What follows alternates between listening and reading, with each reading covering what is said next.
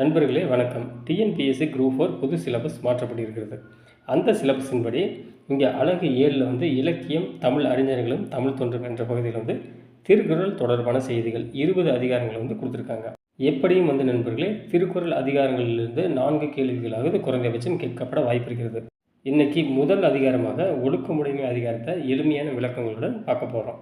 நண்பர்களே, இந்த 13 நிமிடத்தை நீங்கள் செலவழிக்கும் போது ஒழுக்கமுடைமை அதிகாரத்திலிருந்து எத்தகைய கேள்வி கேட்டாலும் உங்களால் பதிலளிக்க முடியும் என்ற நம்பிக்கையோடு வந்து நான் இந்த வீடியோ வந்து வெளியிடுகிறேன். வாங்க இப்போ அதிகாரத்துக்குள்ளே போவோம். முதல் குறள், ஒழுக்கம் விழுப்பம் தரலான், ஒழுக்கம் உயிரினும் ஓம்பப்படும். விழுப்பம் அப்படின்னா மேன்மை சிறப்புன்னு சொல்லலாம். தரலான் அப்படின்னா தருதலால் அப்படின்னு பொருள் கொள்ளலாம். ஓம்புதல் அப்படின்னா போற்றுதல் பாதுகாத்தல் என்னும் பொருள் கொள்ளலாம். இப்போ அந்த திருக்குறளினுடைய பொருளை பார்த்துருவோம். ஒழுக்கம் எப்போதுமே மேன்மையை தருவதால் அந்த ஒழுக்கமே உயிரினும் மேலாக போற்றப்படுகிறது. இப்போ இதிலிருந்து கேள்வி எப்படி கேட்பாங்கன்னு பார்த்தோம்னா, எப்போதும் மேன்மையை தருவது எது? மற்றொரு கேள்வி, உயிரினும் மேலானதாக போற்றப்படுவது எது? இந்த இரண்டிற்குமே ஆன்சர் வந்து ஒழுக்கம். இப்போ இந்த குறள் உங்களுக்கு முழுசாக புரிஞ்சிருக்கும் நம்புகிறேன். இப்போ அடுத்த குறளுக்கு போவோம். இந்த அதிகாரத்தில் 2வது குறள், பரிந்தோம்பி காக்க ஒழுக்கம் தெரிந்தோம்பி தேரினும் அஃதே துணை. இப்போ இந்த சொற்களினுடைய பொருளை பார்த்துருவோம். பரிந்து அப்படின்னா வருந்தி என்று பொருள், வருந்தி விரும்பி அப்படின்னு பொருள் கொள்ளலாம். தேரினும் அப்படின்னா ஆராய்ந்தாலும். ஓம்புதல்னா முன்னாடி குறளில் போற்றுதல் அல்லது பாதுகாத்தல்னு பார்த்தா. பரிந்தோம்பி அதாவது விரும்பி போற்றியோ அல்லது வருந்தி போற்றியோ ஒழுக்கத்தை வந்து காக்க வேண்டும். தெரிந்தோம்பி அதாவது தெரிந்தோம்பி தெரிந்து போற்றி, தேரினும் பல்வேறு அறங்களை ஆராய்ந்தாலும் ஒழுக்கமே வந்து நம்ம உயிருக்கு துணையாகிறது என்று இந்த குறள் வந்து கூறுகிறது. பொருள் பாருங்கள், வருந்தியேனும் ஒழுக்கத்தை போற்றி காக்க வேண்டும், பலவற்றை ஆராய்ந்து பார்த்தாலும் ஒழுக்கமே உயிருக்கு துணையாகும். இப்போ இதிலிருந்து கேள்வி எப்படி கேட்பாங்கன்னு பார்த்தோம்னா, வருந்தி பாதுகாக்க வேண்டியது எது? வருந்தி பாதுகாக்க வேண்டியது எதுன்னா ஒழுக்கம். உயிருக்கு துணையாக இருப்பது எதுன்னு பார்த்தோம்னா ஒழுக்கம். இப்போ இந்த குறள் புரிஞ்சிருக்கும் நம்புகிறேன். இப்போ அடுத்த குறளுக்கு போவோம். ஒழுக்கமுடைமை அதிகாரத்தில் 3வது குறள், ஒழுக்கமுடைமை குடிமை இழுக்கம் இழிந்து பிறப்பாய் விடும். இப்போது இந்த சொற்களினுடைய பொருளை பார்த்துருவோம். குடிமை அப்படின்னா உயர்குடி நண்பர்களே, அதாவது ஒழுக்கமாக உள்ளவர்களின் குடி. ஒழுக்கத்திற்கு எதிர்ச்சொல் என்னன்னு பார்த்தோம்னா இழுக்கம். ஒழுக்கம் எதிர்ச்சொல் இழுக்கம். இங்கே இழுக்கம் என்பதற்கான பொருள் என்னன்னு பார்த்தோம்னா ஒழுக்கம் தவறி நடத்தல், அதுதான் இழுக்கம் என்பதாகும். இப்போ குறளினுடைய பொருளை பார்ப்போம்.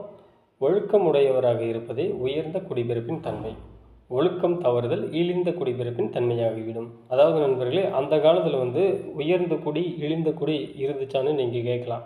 அப்படி இல்லை நண்பர்களே, ஒழுக்கமாக உள்ள குடி வந்து உயர்ந்த குடி என்று போற்றப்பட்டது, ஒழுக்கம் தவறிய குடி வந்து இழிந்த குடி என்று போற்றப்பட்டது. அதனால தான் வந்து இந்த குறளில் இப்படி கூறப்பட்டிருக்கிறது.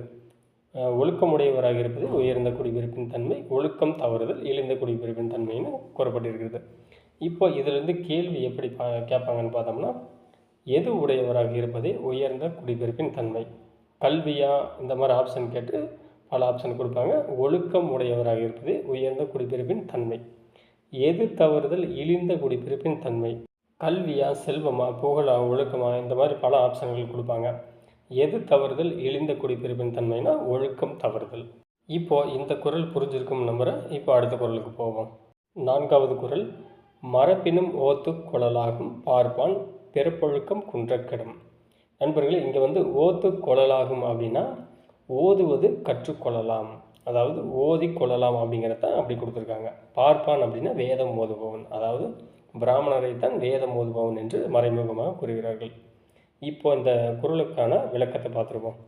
வேதம் ஓதுபவன் கற்ற வேதத்தை மறந்தாலும் மீண்டும் அதை கற்றுக்கொள்ளலாம், ஆனால் அவன் ஒழுக்கம் குன்றினால் அவன் குடிப்பிறப்பு கெடும். அதாவது நண்பர்களே, அந்த காலத்தில் வேதம் ஓதுபவர்கள் வந்து உயர்ந்த குடியைச் சேர்ந்தவர்கள் என்று கூறினார்கள். அவர்கள் வந்து ஒழுக்கத்திலும் மற்ற எல்லா விஷயங்களிலும் வந்து சிறந்து இருப்பார்கள் என்று கூறப்பட்டது. இந்த குறளுக்கான பொருள் என்ன கூறுதுன்னு பார்த்தோம்னா நண்பர்களே, நாம் வந்து எப்படிப்பட்ட உயர்ந்த குடியில் இருந்தாலும், நம்ம குடும்பம் வந்து எப்படிப்பட்ட பாரம்பரியம் கொண்டதாக இருந்தாலும், நம்ம வந்து ஒழுக்கம் குன்றினால் நாமும் கெட்டு நமது குடியும் வந்து பெயர் கெடும் என்பதுதான் இந்த குறளுக்கான விளக்கம்.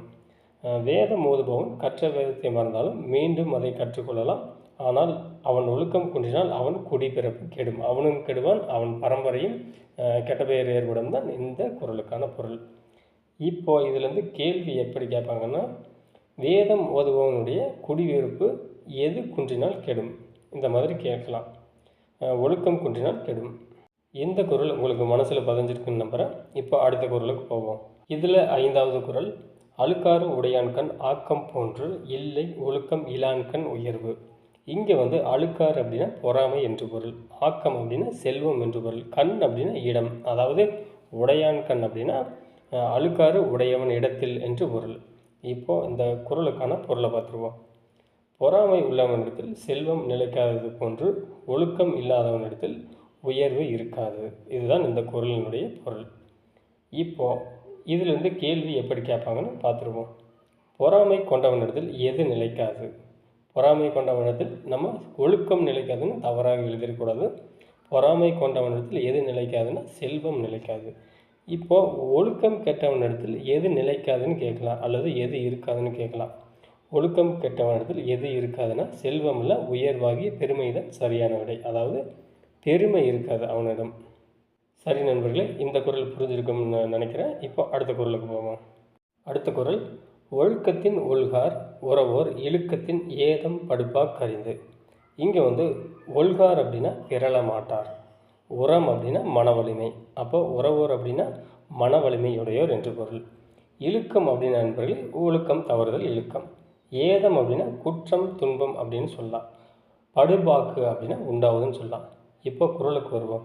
ஒழுக்கத்தின் ஒல்கார் அதாவது பிறள மாட்டார், உறவோர் மன வலிமையுடையோர், இழுக்கத்தின் ஒழுக்கம் தவறியதின், குற்றம் ஏதம்னா குற்றம், இங்கே குற்றமோ துன்பமோ படுபாக்கு உண்டாவது அறிந்து அவர் ஒழுக்கம் தவற மாட்டார்னு இந்த குறள் சொல்லுது. இப்போ பொருள் பார்த்துருவோம். ஒழுக்கம் கெடுவதால் துன்பம் உண்டாவதை அறிந்து ஒழுக்கத்திலிருந்து பிறள மாட்டார் மன வலிமை இடையோர். இப்போ உங்களுக்கு புரிஞ்சிருக்கும்னு நினைக்கிறேன். இதிலிருந்து கேள்வி எப்படி கேட்பாங்கன்னு பார்த்துருவோம். ஒழுக்கத்திலிருந்து பிறளாதவர் யார் அப்படின்னு கேட்கலாம். ஒழுக்கத்திலிருந்து பிறளாதவர் மன வலிமையுடையோர், இதை ஞாபகம் வச்சுக்கோங்க. இப்போ 2வது கேள்வியை பார்த்துருவோம். இழுக்கத்தினால் எது உண்டாகும்? இந்த மாதிரி ஆப்ஷனில் குறளில் இருக்கிற சொல்லையே கொடுக்கலாம். இந்த மாதிரி ஏதம், ஒல்கார், படுபாக்கு, உரம் இந்த மாதிரி கொடுத்தாங்கன்னா நம்ம அந்த சொல்லுக்கான பொருளை தெரிந்து வைத்திருக்க வேண்டும். அப்போதுதான் இந்த மாதிரி கேள்விகளுக்கான ஆன்சரை எழுத முடியும். இப்போ இழுக்கத்தினால் எது உண்டாகும்னு பார்த்தோம்னா ஏதம் உண்டாகும். ஏதம் அப்படின்னா பழி, குற்றம், துன்பம்னு சொல்லலாம். இப்போ இந்த ஏதம் அப்படிங்கிறதுக்கான பொருளை நல்லா ஞாபகம் வச்சுக்கோங்க. இப்போது ஒழுக்கமுடைமை அதிகாரத்தில் 7வது குறளை பார்த்துருவோம். ஒழுக்கத்தின் எய்துவர் மேன்மை, இழுக்கத்தின் எய்துவர் எய்தாபொலி. நண்பர்களே, இந்த குறளை படித்தப்பவே உங்களுக்கு இதற்கான பொருள் தெரிஞ்சிருக்கும். அதாவது ஒழுக்கத்தின் எய்துவர், ஒழுக்கமுடையவர் மேன்மை அடைவர், இழுக்கத்தின் எய்துவர் எய்தாபொலி. இழுக்கமுடையவர் எதை அடைவர்னு பார்த்தோம்னா எய்தா பழி, அடையக்கூடாத பழியை அடைவர். எய்துவர் அப்படின்னா அடைவர் என்ற அர்த்தம். எய்தா அப்படின்னா அடையக்கூடாத, அதாவது எய்தா பழி அப்படின்னா அடையக்கூடாத பழி என்ற அர்த்தம். இப்போ இதிலிருந்து கேள்வி எப்படி கேட்பாங்கன்னா, ஒழுக்கம் தவறியவர் எத்தகைய பழியை அடைவார்னு கேள்வி கேட்டாங்கன்னா அதற்கான ஆப்ஷன் சாதாரண பழி, அவர் செய்த பாவத்திற்கான பழி, அல்லது எய்தா பழி, இந்த மாதிரி ஆப்ஷனில் கொடுப்பாங்க. இதற்கான சரியான விடை எய்தா பழி, அதாவது அடையக்கூடாத பழியையும் அவர் அடைவார். அதாவது அவர் ஒழுக்கம் இல்லாதவராக இருந்தால் அவர் செய்யாத தப்புக்கும் கூட அந்த தவறுக்கான தண்டனையை இவர் தான் செய்தார் என்று அந்த பழியையும் இவர் அடைவார் தான் இந்த குறள் கூறுகிறது. 8வது குறள், நன்றிக்கு வித்தாகும் நல்லொழுக்கம் தீயொழுக்கம் என்றும் எளிமை தரும். நண்பர்களே, இந்த குறளை படித்தது இதற்கான பொருளை புரிஞ்சிருப்பீங்க. நன்றிக்கு அதாவது நன்மைக்கு, வித்தாகும் அதற்கு விதையாகும் நல்லொழுக்கம், தீயொழுக்கம் என்றும் இடும்பை தரும், அதாவது என்றும் துன்பத்தை தரும். இங்கே என்றும் அப்படிங்கிறது நண்பர்களே எதை குறிக்கிறதுன்னு பார்த்தோம்னா இம்மை மறுமை, அதாவது கடந்த காலம், எதிர்காலம், நிகழ்காலம் அப்படின்னு சொல்லலாம். அல்லது இம்மை மறுமை அப்படின்னா இந்த பிறவி மற்றும் அடுத்த பிறவி அப்படின்னு சொல்லலாம். இப்போ குறளுக்கான விளக்கம் பாருங்கள். நல்லொழுக்கம் ஒருவனுக்கு நன்மையாகிய அறத்திற்கு வித்திடும், தீயொழுக்கம் இம்மை மறுமை இரண்டிலும் துன்பம் தரும். இங்கே நன்றி அப்படிங்கிறது ஏன் நன்மையாகிய அறம் அப்படின்னு பொருள் வருதுன்னு பார்த்தோம்னா நண்பர்களே, நன்றி அப்படிங்கிறது வெறும் நன்மை அப்படி இல்லாமல், அதாவது ஒழுக்கமுடையவர் வெறும் நன்மையை மட்டும் பெறாமல் பல நல்ல காரியங்கள் மற்றும் பல்வேறு புகழ் மற்றும் பெருமையை அடைவார் என்பதை குறிப்பதற்காகத்தான் இந்த அறம் என்கிற வார்த்தை பொருளாக தரப்பட்டுள்ளது. இந்த அறம் அப்படிங்கிற வார்த்தையில் நண்பர்களே பல்வேறு நல்ல செயல்கள் மற்றும் பல்வேறு உயர்வுகளை இந்த அறம் வந்து குறிக்கிறது. இப்போ இதிலிருந்து கேள்வி எப்படி கேட்பாங்கன்னு பார்த்துருவோம். நன்றிக்கு வித்தாவது எது? இம்மை மறுமை இரண்டிலும் துன்பம் தருவது எது? நன்றிக்கு வித்தாவது நல்லொழுக்கம். இரண்டாவது கேள்விக்கு ஆன்சர் தீயொழுக்கம். இப்போ அடுத்த குறளை பார்ப்போம். 9வது குறள். ஒழுக்கம் உடையவருக்கு ஒல்லாதே தீய வழுக்கியும் வாயார் சொன்னல். நண்பர்களே, சொற்பொருளை பார்த்துருவோம். ஒல்லாவே அப்படின்னா இயலாதது, பொருந்தாதது என்று பொருள். ஒழுக்கம் உடையவருக்கு ஒல்லாவே அப்படின்னா ஒழுக்கம் உடையவருக்கு இயலாதது அல்லது ஒழுக்கம் உடையவருக்கு பொருந்தாதது. தீய வழுக்கியும், வழுக்கியும் அப்படின்னா மறந்தும் தவறையும், தவறையும் வாயார் சொல்லல். அதாவது தீய தவறையும் வாயார் சொல்லல். குறளுக்கான பொருள்: மறந்தும் தீமையான சொற்களை தம் வாயினர் கூறுவது ஒழுக்கமுடையவருக்கு இயலாத செயல். அதாவது ஒழுக்கமுடையவருக்கு இயலாத செயல் எதுன்னு பார்த்தோம்னா தீய சொற்களை கூறுவது. கேள்வி இப்படி தான் கேட்பாங்க. ஒழுக்கமுடையவர் தவறையும் எதை செய்ய மாட்டார்? பல்வேறு ஆப்ஷன்கள் கொடுத்து கேள்வி கேட்டாலும் தீய சொற்களை கூற மாட்டார் என்பதுதான் சரியானது. அதாவது ஒழுக்கமுடையவர் தவறையும் தீய சொற்களை, அதாவது தீயதை சொல்ல மாட்டார் என்பதுதான் சரி. இப்போது இந்த அதிகாரத்தோட கடைசி குறளை பார்த்துருவோம். உலகத்தோடு ஒட்ட ஒழுகல் பலகற்றும் கல்லார் அறிவிலாதார். சொற்பொருள்: ஒட்ட ஒழுகல் அப்படின்னா ஒத்து நடத்தல் என்று பொருள். அதாவது உலகத்தோடு ஒத்து நடத்தல். அது இல்லாதவர் வந்து பல கற்றும் கல்லார் அறிவில்லாதவர் போல என்று இந்த குறள் வந்து பொருள்படுகிறது. இப்போ குறளினுடைய பொருளை வந்து முழுசாக பார்த்துருவோம். உலகில் உள்ள ஒழுக்கம் உடையவர்களோடு, அதாவது உயர்ந்த சிறந்தவர்களோடு சேர்ந்து பழகுவதை அறியாதவர்கள் நூல் பல கற்றிருந்தாலும் அவர் கல்வி கற்காத அறிவில்லாதவர் போலாவார் என்றுதான் இந்த குறளுக்கு பொருள்.